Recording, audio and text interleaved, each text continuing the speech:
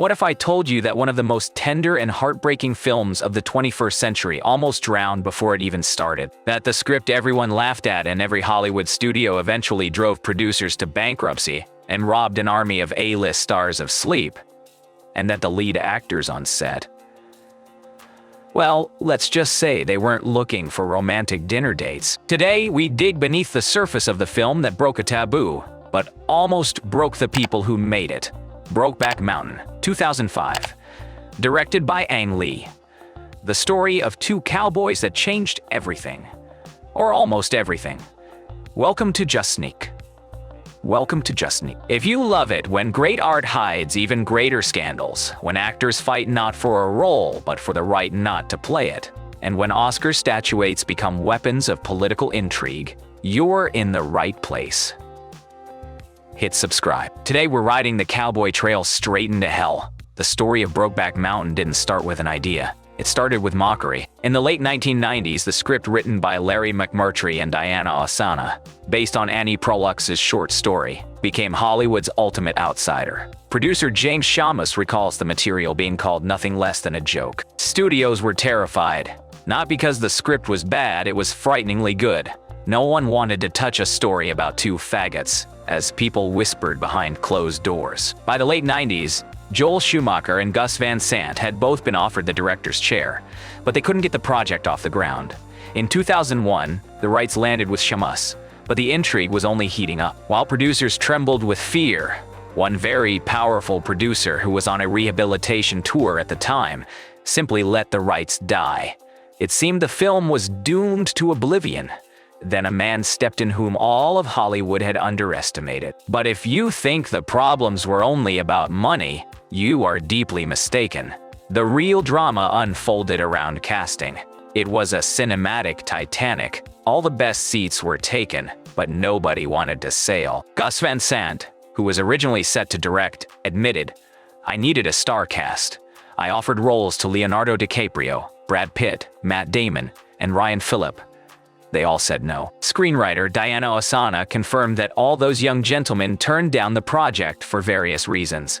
Matt Damon later confessed he was afraid of ruining his career, and Mark Wahlberg bluntly said it made him uncomfortable. When Van Sant, exhausted by the rejections, left the director's chair himself, Ang Lee took over, a director who had just made Hulk and Crouching Tiger, Hidden Dragon, not raw, intimate dramas. And only when the unknowns Heath Ledger and Jake Gyllenhaal came on board did the adrenaline in Hollywood offices spike to dangerous levels. When the cameras finally rolled, it turned out the real drama was still ahead. Director Ang Lee, a non-confrontational man, found himself squeezed between two giants who, to put it mildly, didn't match in temperament. He admitted that between Ledger and Gyllenhaal there was occasionally friction. But it wasn't just friction, it was a clash of styles. Heath Ledger, who immersed himself in the silent, broken Ennis, rarely needed advice.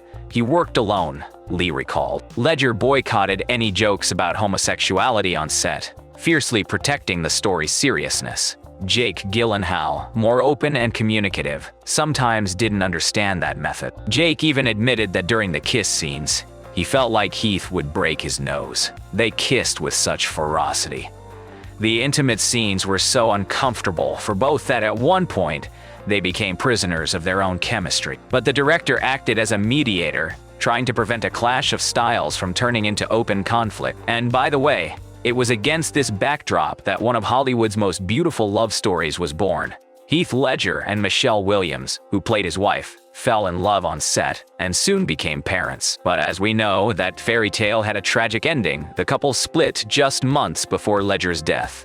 Yet, despite all the chaos behind the scenes, something truly incredible appeared on screen. The plot of Brokeback Mountain is a slow, almost biblical story of two men, Ennis and Jack, who meet one summer in the Wyoming mountains in 1963. It's a story about a love that lasts 20 years, about jealousy, about unsaid words, and about the chasm that opens between should and want. The setup is simple. They herd sheep, passion ignites, they part, marry, have children, but continue their secret meetings on Brokeback Mountain.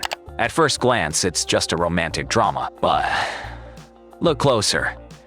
And every detail of the film is a cry for help from a wounded society.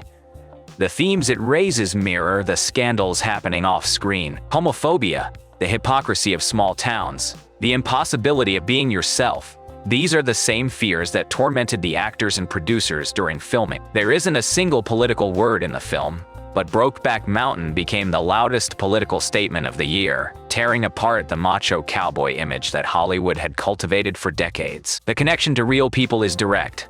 Ennis, broken by society, is perhaps Heath Ledger's alter ego, a man fighting the pressure of fame, while Jack, striving for freedom and dying because of it, reflects Gyllenhaal's attempt to break through the wall of stereotypes. When the film was finally finished and shown to the world, a real storm broke out.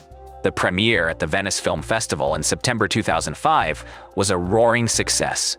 The film won the Golden Lion, but as soon as it went into wide release, America split in two. Critical reaction was polarizing.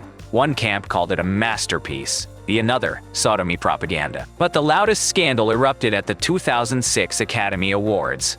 Brokeback Mountain was the favorite, having swept every award along the way. But in the top category, Best Picture, it unexpectedly lost to Crash, a film that today regularly appears on lists of the worst winners in history. The whole situation was a real blow. The film and its creators became hostages of big politics.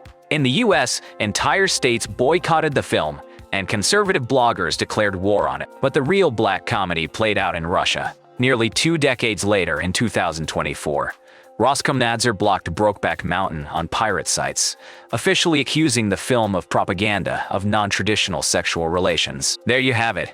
Cowboys kissing on screen turned out to be scarier than any horror movie. Now let's dive into the dirtiest and most interesting part of the story: the things that were kept quiet for years. For example, why did so many stars turn down the roles? Besides DiCaprio and Pitt, screenwriter Diana Ossana revealed a few more names. Apparently, Josh Hartnett and Joaquin Phoenix were set for the leads, but dropped out due to scheduling conflicts, with Hartnett jokingly lamenting that he'd missed the chance of a lifetime. And do you know who practically begged for the role? Mark Wahlberg. And he would have gotten it, but the studio rejected him, deeming him not rugged enough. Irony. And what about deleted scenes?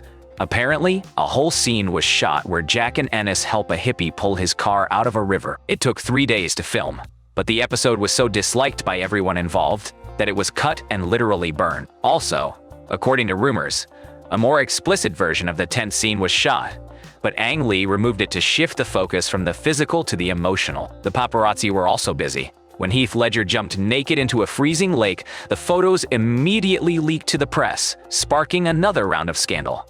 And then there are the secret connections. It's said that rumors circulated on set that someone from the US political elite was behind the producers, lobbying for interest in homosexuality and cowboy culture. But that secret remains unsolved. 20 years later, we can soberly assess this chaos. What worked well? Against all odds, the visuals and the acting. Heath Ledger created a performance that entered film history as one of the most tragic. Brokeback Mountain grossed over $178 million worldwide on a $14 budget, proving that LGBTQ-themed films could be commercially successful.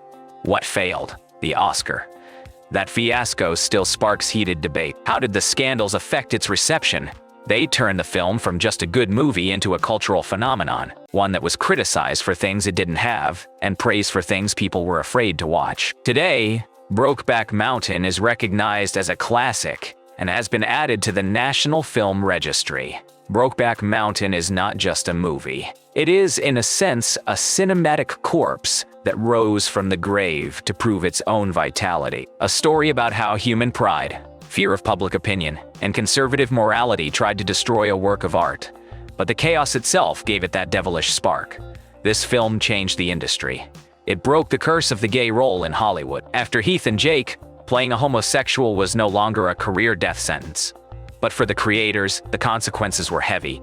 Ang Lee, despite winning the Oscar for Best Director, never again achieved the same success in big drama. The relationship between Ledger and Williams collapsed, and Heath's tragic death in 2008 forever tied the film to an aura of sorrow. For us, it remains a dark, incredibly atmospheric document of an era when cinema could still surprise and frighten without special effects, using only the power of the human soul. On Just Sneak, we love digging into stories like this. If you want to hear about even crazier projects, hit like, subscribe, and drop a comment about which film you think was the most cursed in history. And I'll sign off now to prepare new investigations for you. Remember, wherever it smells of sulfur, there's always a story they tried to hide. See you.